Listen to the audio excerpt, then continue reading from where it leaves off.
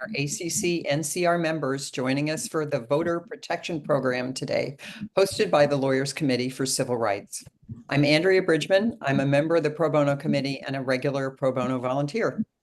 Before I introduce Nancy Anderson, I want to give a quick plug. If you're interested in bringing more pro bono opportunities to the chapter or want to get involved generally, we would love to have you join the Pro Bono Committee, and you may reach out to me or to Stephanie Minkoff if you're interested. I want to thank you again for joining us today and thank our speaker, Nancy, Director of Legal Mobilization and Pro Bono for the Lawyers Committee for Civil Rights Under Law. Nancy is responsible for the overall design and implementation of large-scale impact civil rights projects that utilize pro bono resources, technology, on-the-ground support, and legal assistance. Before I turn things over to her, two housekeeping matters. One is, if you have questions during her presentation, please put them in the chat and I will call them and will pass them on to her at the end of her presentation. And now Stephanie will take a minute or two for a quick photo, and then Stephanie will pass it on to Nancy for the presentation. Stephanie? Thank you, Andrea. Okay, I'm going to remove these spotlights just for a second. And then I'm hoping everyone is willing to humor me with a quick photo just so we can tout our amazing volunteers and your willingness to participate. If you don't mind and you're in a position to turn on your cameras and smile, your least awkward Zoom smiles, I will count down. I promise this will only be used on our LinkedIn page. And if not, still happy to have you. So let me count down. 1, 2, 3. Great. I think I caught all of you. Oh, wait, sorry. One more page. Hold on one more second. All right. 1, 2, 3. All right. Thank you all so much. So grateful to have you here. And then I'm going to pass it to Nancy. Hi, everyone. Thanks so much for joining today. I really appreciate being invited to speak with you and appreciate you taking time. We will try not to take the full hour so that you can either get back to lunch or work or whatever it is that you're doing it is a Wednesday, right? It's one of those weeks where we're always confused about the day of the week because of Labor Day. Well, so as I was introduced, I'm the director of Pro Bono with the Lawyers Committee, and I've been with the organization for 25 years, hard to believe. And I have been with the Lawyers Committee since the founding of election protection, which was post 2000. And look, everyone here is probably 25 or older, so may or may not have any memory of the fiasco of the 2000 election, but the election protection was born out of the 2000 election, with the first year being in 2004. And the Lawyers Committee was one of its founders and continues to be one of its co-conveners. Just as background briefly on the Lawyers Committee, we are a legacy civil rights organization that was founded in 1963 at the request of President Kennedy and his brother, the Attorney General, to engage the private bar in the civil rights mission. And so ever since that time, we have been working with lawyers to move civil rights, racial justice, and we work in all the traditional areas that you might think of within civil rights, voting rights, obviously, that, considering we work in election protection, but in education, housing discrimination, criminal justice, economic justice. We also have a new initiative around digital justice. That's a huge issue area in racial justice. And we also launched even just a year ago, a Protecting and Advancing DEI Pro Bono initiative. As I'm sure all of you are aware of all the attacks on DEI in the last year plus. But from a positive standpoint, like last year, just as an example, the Lawyers Committee had over 62,000 hours of pro bono services donated to the Lawyers Committee and or our clients. So it's a huge thing that we're able to engage the private bar. And while we normally don't do tons of work with corporate lawyers, because a big chunk of our work is impact litigation, we do work with corporate legal departments on election protection, and it's a great way for folks to get engaged. And just a sense of the hours for 2020, the Lawyers Committee had over 250,000 pro bono hours donated that year, but over half of that was for election protection. Now, 2020 was crazy because of the pandemic and all the changes. I do not anticipate that we will see those hours this year, but it still gives you a sense of what we are able to do and how we're able to leverage our staff in the private bar to hopefully move the ball forward.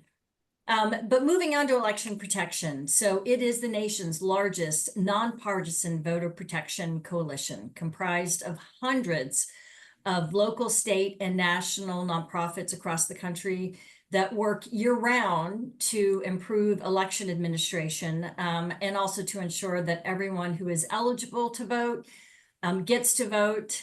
And I hate to say that I've just added this on in the last couple cycles.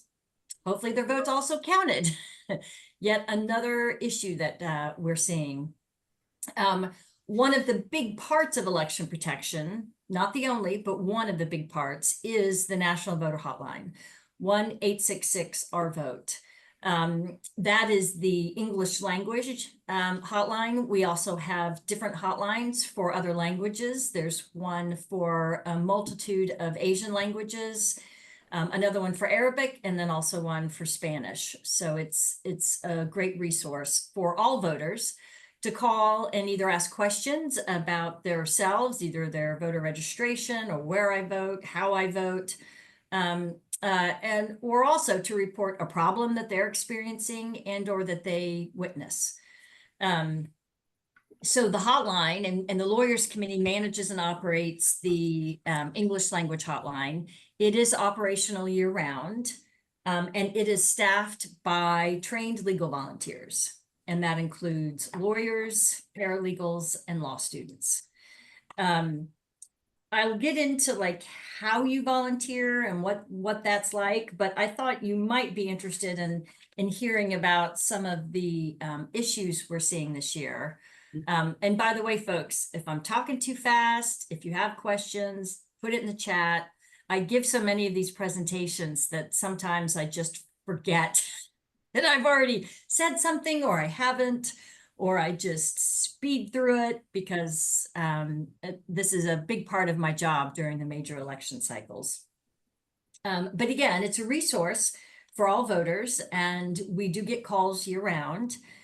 Interestingly, but probably not so surprising, this year for the primaries, the call volume was really pretty low. Folks just weren't very engaged in the primaries, which again, probably is not so surprising to all of us.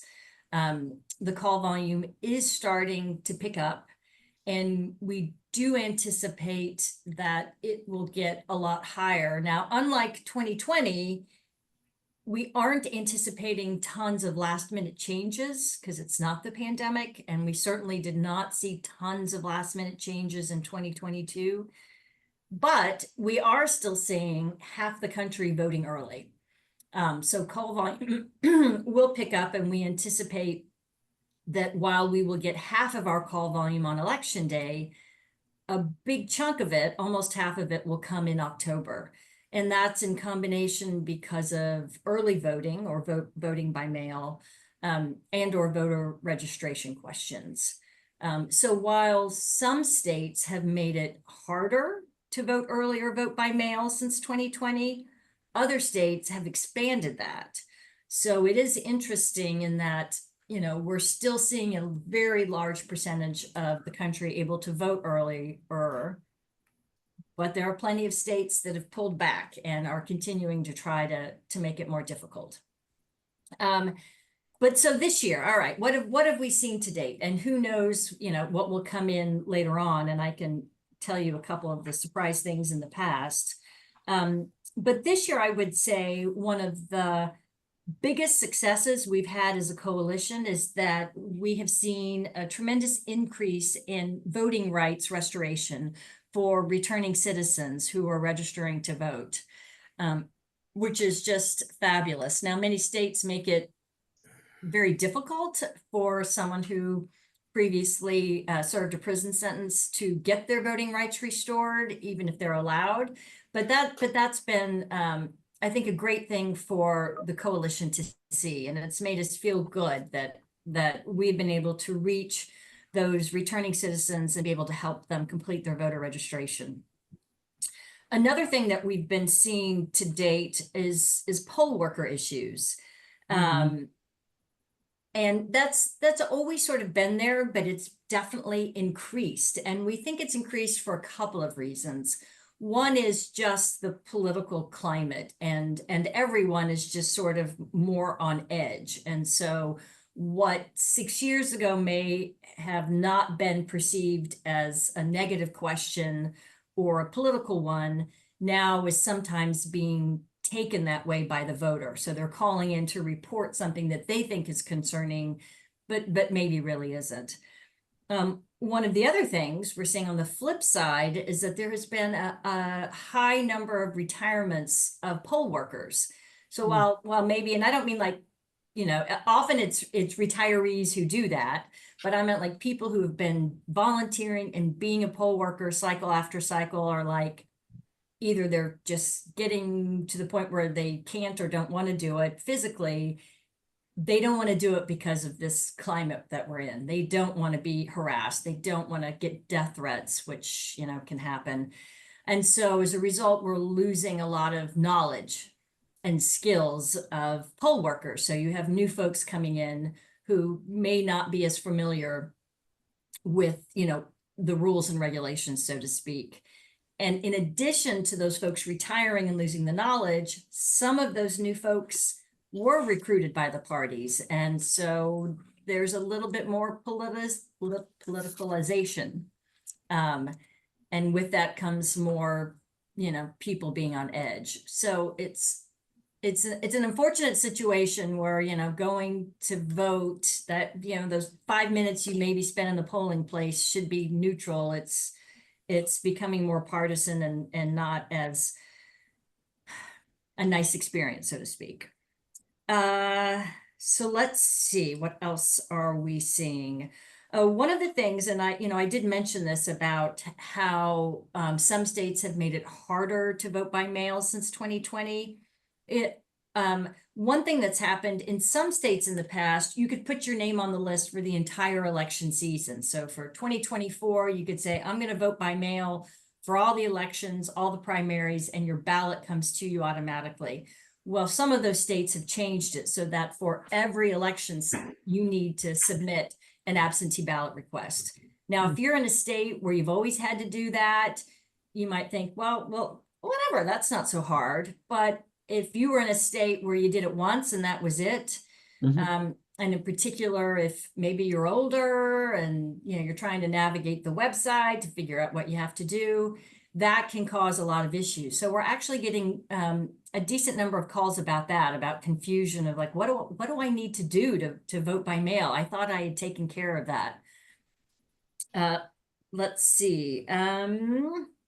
We're seeing some folks being moved to inactive status, so that's been a little interesting. Naturalized citizens are running into issues in some states. I know Georgia was an issue, in Arizona.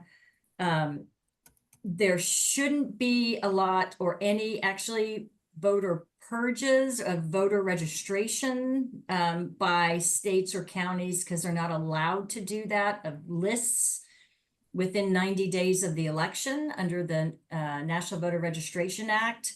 But some states are still trying to purge voters on an individual, they're saying it's an individual basis, because individual voters can be challenged in many states. And so they're presenting it that way, that it's not a purge of voter registration lists, just a challenge of individual voters. And this is actually, we're in the midst, the Lawyers Committee is in the midst of one of these battles in Georgia. I'm sure all of you has heard about in Arizona, the Supreme Court that ruled that the state voter registration form that requires proof of citizenship could be used.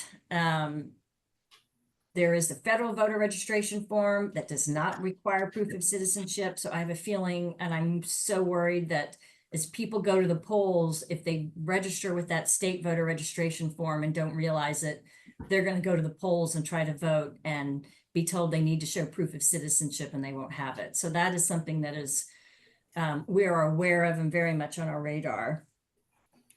And I guess maybe some of those are the big ones. As you also know, the ballots are going out, mail-in ballots are going out in some states starting this Friday. Voter registration is starting soon. And if we look at our historic trends, we're expecting our call volume to start doubling every week, with it really being at its peak outside of Election Day. Often it's like the second to last week in October, maybe because there's still a little voter registration going on. And then there's also some voting by mail and whatnot. Post 2020, it's really interesting to see how voting has gotten more complicated. In many respects, that's positive, because what that means is that folks have more ways that they can vote. They can, in some states, vote by mail. In some states, they can also vote in person early, or do normal election day voting.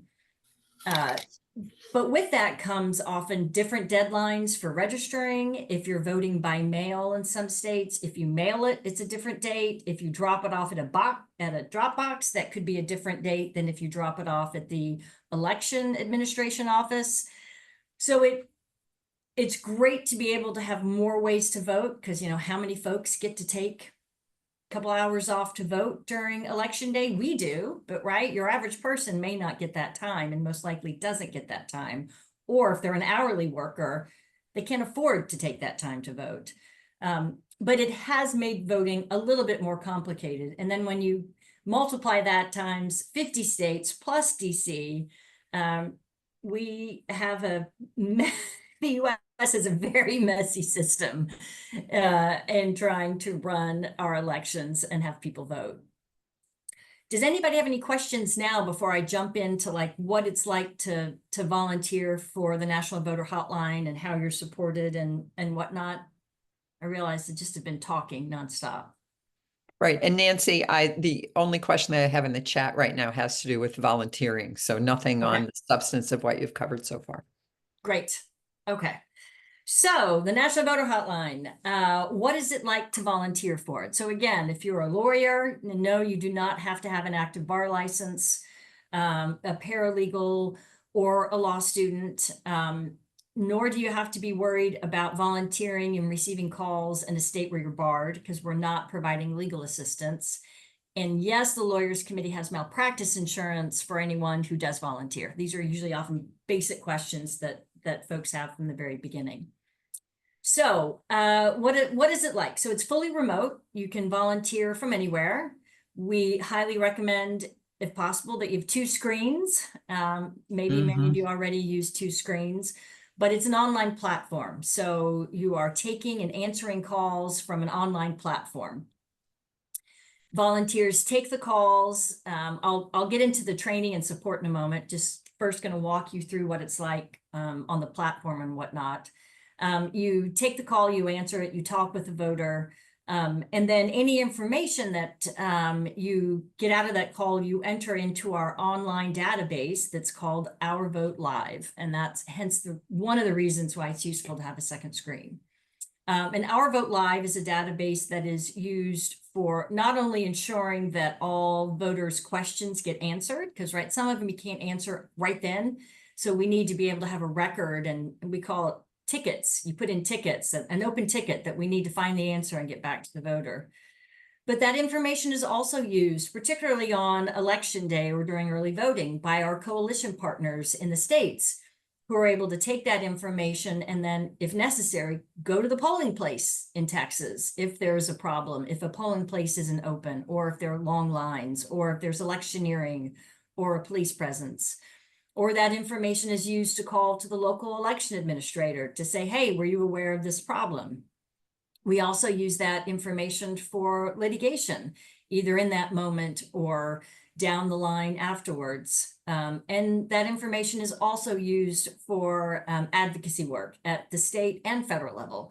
So it's an incredible source of data that is used, again, by this nonpartisan national coalition. So that's how you have to have the different screens. But how are you supported? So a volunteer has to take the on-demand 2-hour training, which they receive in an email 10 days before their first shift. And we don't like volunteers to take that training earlier because you'll forget it. And the training goes over the hotline platform, the Our Vote Live, and it also gives you a primer on voting rights. But because depending upon when someone volunteers, you could get a call from any 50 states or DC, we don't go into details about voting rights because we can't give you, a primer on every state law. But instead, we give you just a general overview. And instead, where volunteers get their answers are from the state FAQs, which we have for all 50 states plus DC. And these are organized the same way. So if you become familiar with Virginia's FAQ and you know where to go to look up a question about voter registration, then if you get a call from Oklahoma, you're going to know where to go to find that same answer. And these documents are updated twice a year for the primaries and then for the general election. And then we also have hot topics. So if there's an issue that just popped up. So in the past, there have been polling places that open late on election day. And we were able to find out, hey, this place is going to stay open for an hour later. That's popped into the hot topic so that we can relay that to voters as they call in. And I would say that 90% of the calls that come in can be answered by those hot topics. Some are bigger problems that need to be shared, which I'll talk about briefly.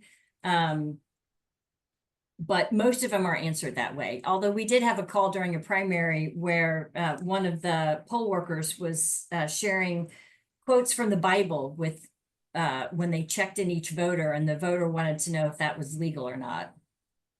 That was not something that was in the FAQ. That was the first one, and I've been doing this for 20 years. I was like, oh, that's interesting. But during their shift, volunteers are supported by captains, and captains are also volunteers, but they have more experience and have additional training. And so what that means is you usually have one captain to 4 or 6 volunteers, just depends upon the shift.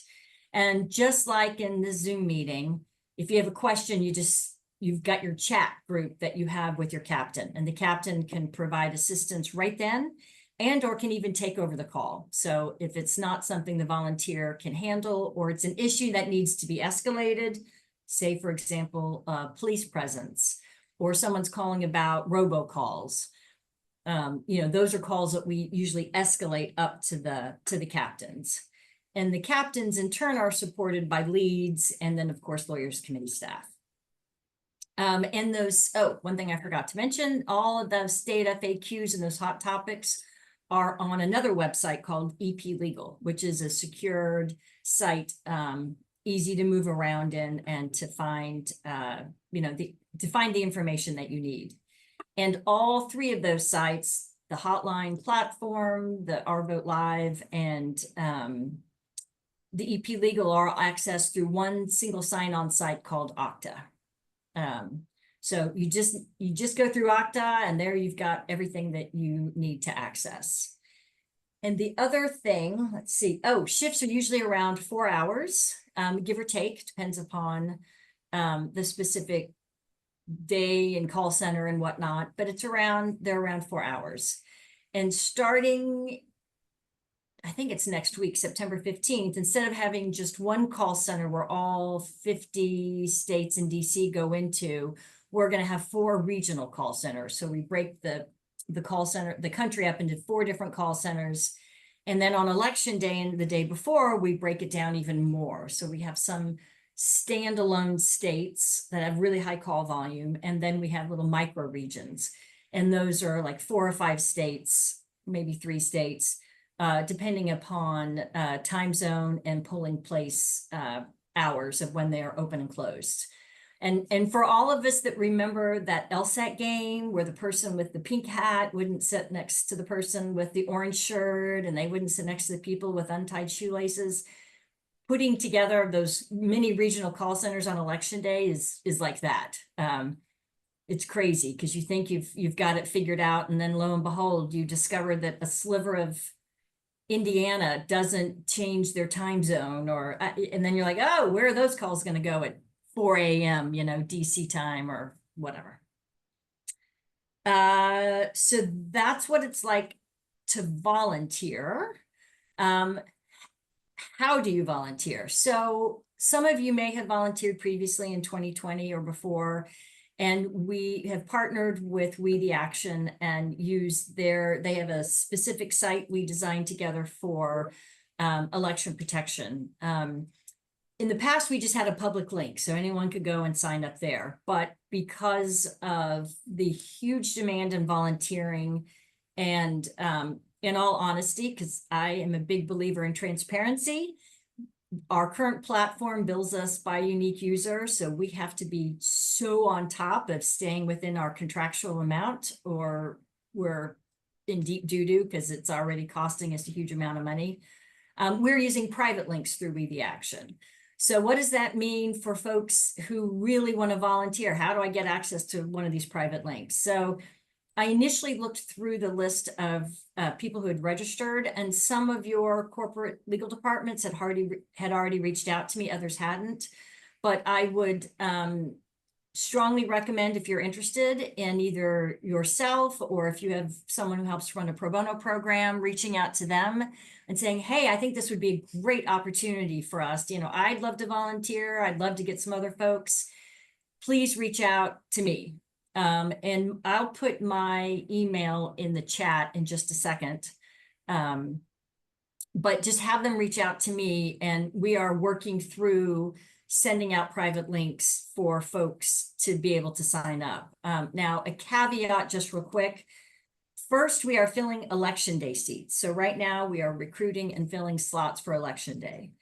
Anyone who volunteers for election day has to do an additional shift before then. And that's because we don't want a bunch of newbies volunteering on the day with the highest call volume, because while it is manageable and anyone can do it, it still is a lot to learn and to take in. And so we need folks who have had some experience.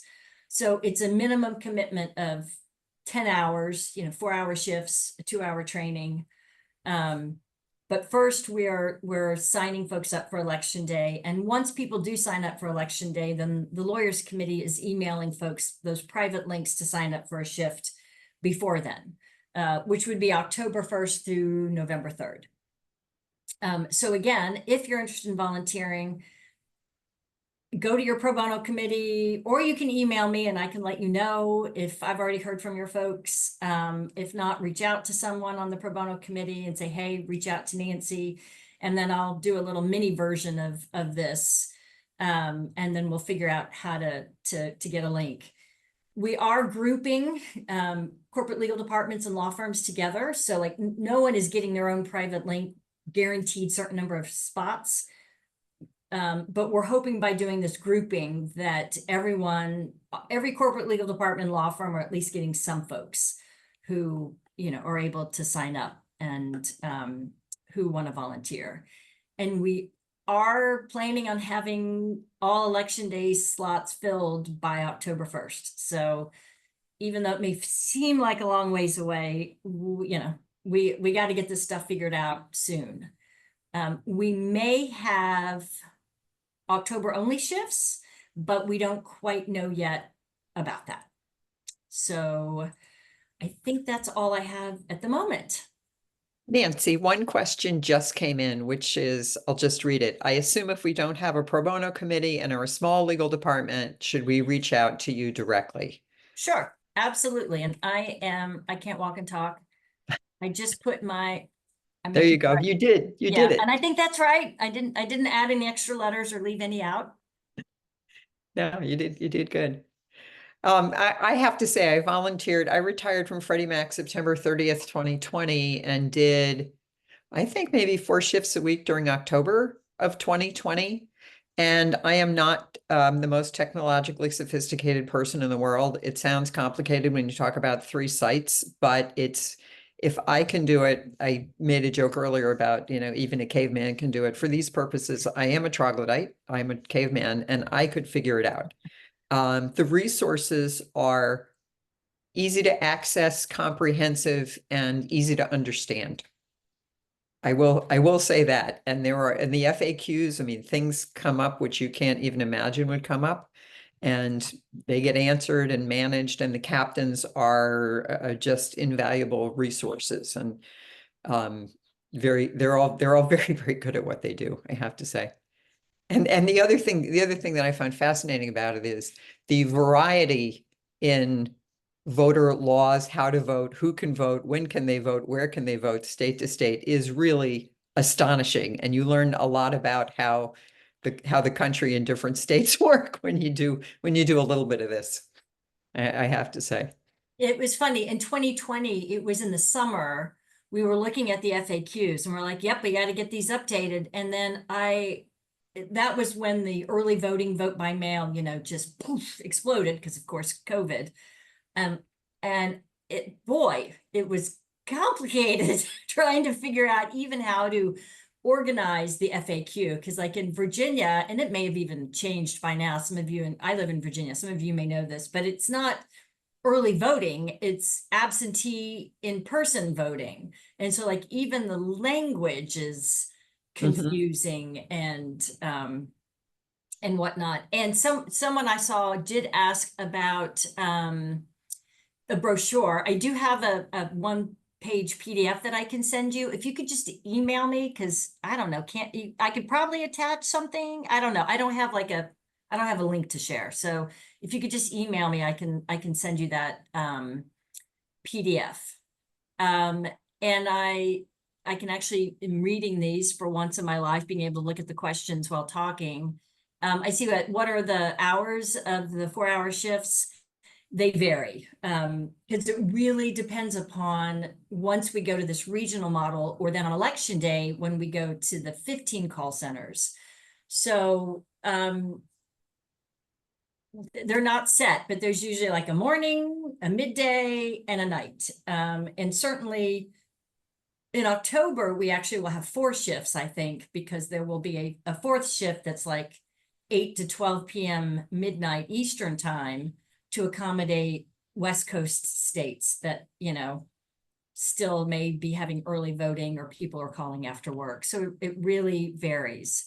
But when you look, what I didn't tell you is that when you get the private link to We the Action, you create an account if you don't have one. Then you click on that private link again. The directions say this, and it will pop up the shifts that are available. And you pick the shift that you want to volunteer for and you sign up. So you're not just sending oh yeah, I'm interested in volunteering and hope to hear from someone. You actually are signing up for a shift. And it does recognize whatever time zone your computer is based on. So if, we're all, maybe we're all physically based here, it'll show East Coast. Even if you're volunteering for like a West Coast call center, it'll show up East Coast. And I know some of you can appreciate this. I failed to think about this when I sent out some private links earlier, which I knew better. I knew Microsoft was based in Seattle. I knew that. But I sent them a Northeast call center, of which 2 of the shifts just were not reasonable. The first one started at 2:45 a.m. their time.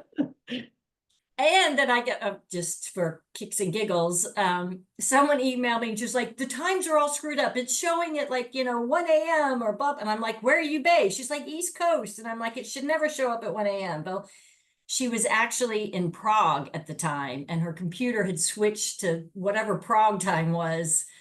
So anyway, Wow. it was one of those funny moments that took us a while to figure out what was going on. And let me say, it's interesting. I took a lot of morning shifts, and you do not get, I suspect, as many calls in the morning as in the afternoon or evening, but people can leave voicemail messages. And Yes. so what I would do when I started my shift was go in and listen to the voicemail messages, try to solve the problem to the extent that I could, and then call back. So there are Yes. things, and frankly, for my personality, I actually preferred that to being surprised by, like, hotline work is hard. You know, things are really quiet, and then you get a phone call and you're really on and focused and working hard. And I will say we never know. We never know how busy it's going to be day in and day out, right? It's just a partner organization could release some press release, or in 2020, our executive director would go on MSNBC, and then, we'd have like 1,000 calls in an hour or two, and then it would be silent. But if anyone has volunteered before, I will say that it is, and if you volunteered in 2020, when we were literally building the plane as we were flying it, the platforms work. We know what we're doing.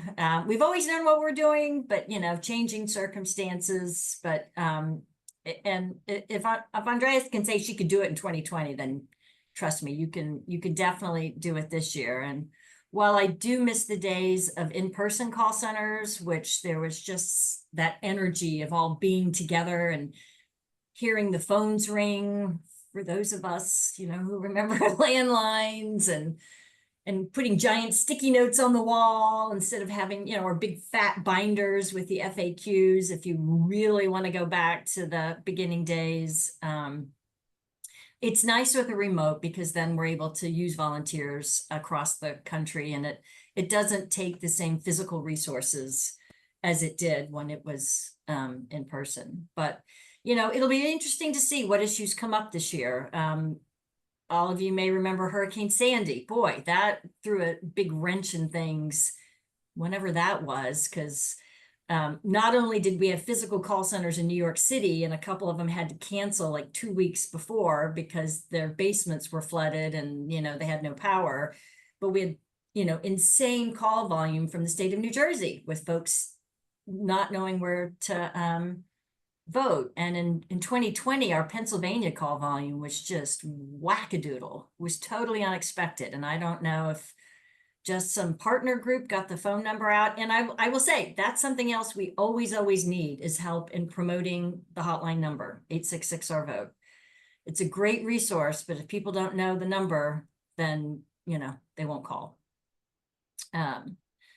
So the other thing, just before we wrap up, if folks don't have other questions or whatnot, I know in Maryland, in Virginia, I don't know about DC or Maryland, or you may be physically located somewhere else, but there are field programs often.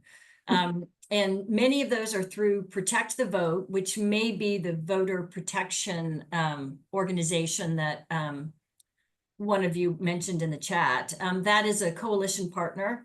And most of the field programs are run by the coalition partners. And they're run at the state and local level, which is where they should be, right? National groups who aren't based there should not be trying to figure out where you should have these field programs. So Protect the Vote is a place to go to learn more about that. Other coalition partners may use other sign-up sites. So unfortunately, there's not like one place to go, one-stop shopping. But I know in Virginia, they are going to need volunteers. And just one other note about that, a field program may or may not differentiate between a person, whether they are a lawyer or are not a lawyer. So if that's important to you, make sure you just keep that on your radar, because they don't always differentiate. So that's another option. And of course, I don't know if it's too late, but places, did need poll workers. And of course, make sure you vote yourself and are familiar. Call 866-OUR-VOTE if you have a question. Make sure you're registered and vote, and help other people vote. So Nancy, I have a personal question. I am, the last couple of years, I have worked every election day in Virginia as a poll worker, so I can't sign up for a shift on election day. Yep. Is there a way to get me in to do some of the shifts in October? Should I just send you an email separately? Yeah, just reach out to me. So again, we may have some October only shifts, but first we're trying to get that election Of day course, filled, course. and then get those election day volunteers their shift in October.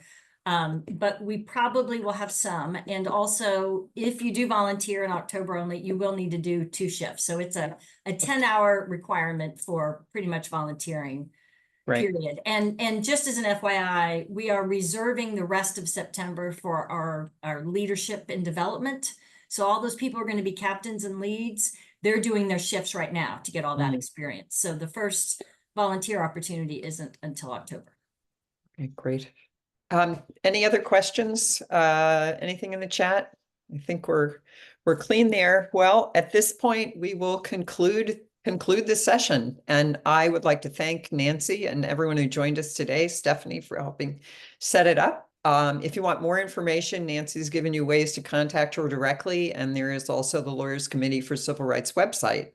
If you want more information on future ACC NCR pro bono or other programs, just check out the ACC NCR website. I'm sure you're all familiar with that. And I thank you all very much for attending.